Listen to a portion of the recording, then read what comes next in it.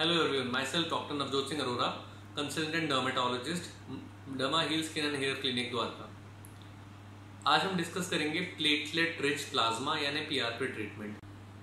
PRP का नाम आप सबने सुना होगा, कभी इंटरनेट पे देखा होगा, कभी किसी डॉक्टर ने रिकमेंड किया होगा, कभी किसी फ्रेंड ने रिकमेंड किया होगा, बट हमें हमेशा डाउट रहता है कि ये सेफ है या नहीं है, कितना कॉस्टली है, इससे कितना दर्द होगा, क्या होगा इस ट्रीटमेंट में। तो इसमें बहुत ही सिंपल सा सिस्टम है समझाने का। पीआरपी एक नेचुरल प्रोसेस है सबसे पहली बात, क्योंकि उसमें आप ही का ब्लड यूज़ होता है। अप्रॉक्सीमेटली हम 9 ml ब्लड लेते हैं, उसको एक मशीन में डाल के बहुत हाई स्पीड में घुमाया जाता है। उसमें आपके जो प्लेटलेट्स वाले सेल्स, ये वही सेल्स हैं जो डेंगू में कम होते हैं, आपने सुना होगा। ये प्लेटलेट्स वाले सेल्स में बहुत अच्छे अच्छे ग्रोथ फैक्टर्स होते हैं अलग अलग टाइप के, जो हमारा ब्लड सर्कुलेशन भी बढ़ाते हैं। हमारे अगर हम हेयर में लगाएं तो हेयर फॉलिकल्स को स्टिमुलेट करते हैं, और अगर हम जॉइंट्स में लगाएं तो जॉइंट्स के जो सेल्स होते हैं, रिप्रोडक्टिव सेल्स होते हैं, उनको स्टिमुलेट करते हैं। तो इस तरह से ये वाले सेल्स को स्टिमुलेट करते हैं प्लेटलेट्स के अंदर होने वाले ग्रोथ फैक्टर्स, इनको हम यूज़ करते हैं। अब हमें पीआरपी की क्यों ज़रूरत है, हम डायरेक्ट ब्लड क्यों नहीं लगा सकते? अगर हम डायरेक्ट ब्लड लगाएंगे तो वो पीआरपी यानी प्लेटलेट रिच प्लाज्मा की तरह बिहेव नहीं करेगा, क्योंकि उसमें प्लेटलेट्स एक्टिवेट नहीं हो पाएंगे और वो एक तरीके से वेस्ट हो जाएगा। तो हम इसको स्पेशलाइज्ड किट्स आ गई हैं आजकल, जो कि कम ब्लड में ज़्यादा प्लेटलेट्स का कंसंट्रेशन दे पाती हैं, और भी ज़्यादा एडवांस किट्स हैं जो डायरेक्टली ग्रोथ फैक्टर्स को भी कंसंट्रेट कर पाती हैं, जिन्हें जीएफसी किट कहते हैं। डर्मा हील क्लिनिक में हम लोग यही किट्स यूज़ करते हैं, जिन्हें growth factor concentration therapy kits कहते हैं, यानी जीएफसी किट्स कहते हैं, जिससे कि आपके प्लेटलेट्स के भी जो एक्टिव ग्रोथ फैक्टर्स हैं वो कॉन्सेंट्रेट हो जाएं, और जितने भी सेलुलर कंपोनेंट्स हैं, डब्ल्यूबीसीज, आरबीसीज और प्लेटलेट्स जो हमें नहीं चाहिए, वो अलग हो जाएं। अब ये ग्रोथ फैक्टर्स इकट्ठे हो गए। जो ये प्रोसेस होता है, इसको आधे घंटे से 1 घंटे का टाइम लगता है कंप्लीट होने में। इस 1 घंटे में आपके 9 ml ब्लड में से 4 ml ग्रोथ फैक्टर्स के करीब इकट्ठे हो जाते हैं। ये 4 ml जो हमने पीआरपी बना लिया, यानी जीएफसी बना लिया, ग्रोथ फैक्टर कॉन्सेंट्रेट बना लिया, इसको बनने में 1 घंटा लगा। इस 1 घंटे के दौरान हमने आपके सिर पे नम्बिंग क्रीम लगा देते हैं, या जिस भी एरिया में पीआरपी को इंजेक्ट करना है। अगर हमें फेस पे इंजेक्ट करना है, फेस पे हम एक्ने स्कार के लिए इंजेक्ट करते हैं, सिर पे हम हेयर ग्रोथ के लिए इंजेक्ट करते हैं, और स्ट्रेच मार्क्स पर भी इंजेक्ट किया जाता है। अगर आप ऑर्थोपेडिक सर्जन की बात करें तो वो इसको जॉइंट्स में इंजेक्ट करते हैं।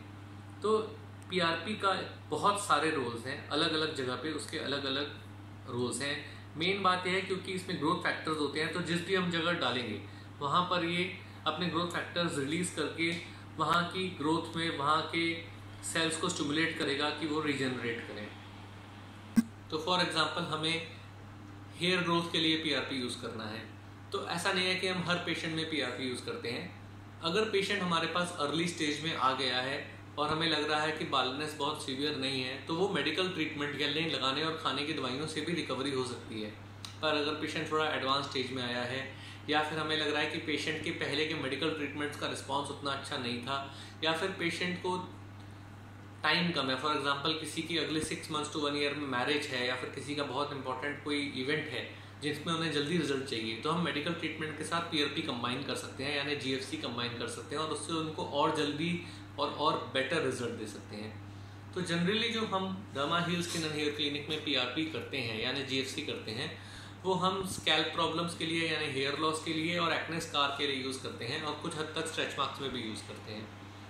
जब हम हेयर लॉस के लिए यूज़ करते हैं तो इसके हम आफ्टर एवरी 1.5 month सिटिंग करते हैं, जिसमें 4 से 5 सिटिंग में पेशेंट को ड्रामेटिक रिजल्ट अचीव होने लगता है, अगर वो साथ साथ मेडिकल ट्रीटमेंट कंबाइन करता है। तो अगर हम एक्ने स्कार के लिए यूज़ करते हैं तब भी 1.5 से 2 महीने का गैप रखते हैं, और इसको माइक्रो नीडलिंग ट्रीटमेंट के साथ कंबाइन किया जाता है, जिससे कि जो एक्ने स्कार्स हैं, जो एक्ने के कारण होने वाले स्किन में गड्ढे हैं, उनकी खराब प्रोटीन टूटे और वहाँ पर अच्छी प्रोटीन जमा होने लगती है, और धीरे धीरे करके वो उसका एक्ने स्कार वाले गड्ढे भरने लगते हैं। इससे रिलेटेड कुछ इमेजेस आपको पूरी वीडियो के दौरान अलग अलग टाइम पे दिखाई गई होंगी, उसको आप ध्यान से देखेंगे तो आपको समझ में आएगा कि किस तरह हेयर लॉस के पेशेंट्स और एक्ने स्कार के पेशेंट्स को इस ट्रीटमेंट से फ़ायदा होता है।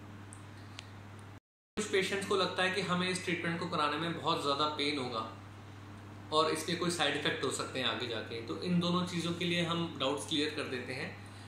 जब हम पीआरपी का ट्रीटमेंट किस सिर पे करते हैं तो उसमें कितनी देर में पीआरपी बनता है, यानी 1 घंटे का जो टाइम लगता है बीच में, उतनी देर पेशेंट के सिर पे हम एक नंबिंग क्रीम, जो कि एक तरीके से सुन्न करने की क्रीम होती है, वो लगा के छोड़ देते हैं। पेन की इंटेंसिटी 60 to 70% तक कम हो जाती है और पेशेंट बड़े ही आराम से ट्रीटमेंट करा पाते हैं। अगर हम फेस का भी ट्रीटमेंट करते हैं तब भी हम नंबिंग क्रीम लगाते हैं, तब ऑब्वियसली थोड़ा पेन ज़्यादा होता है क्योंकि फेस थोड़ा सेंसिटिव एरिया है, लेकिन still it is much bearable and patients are able to do it easily.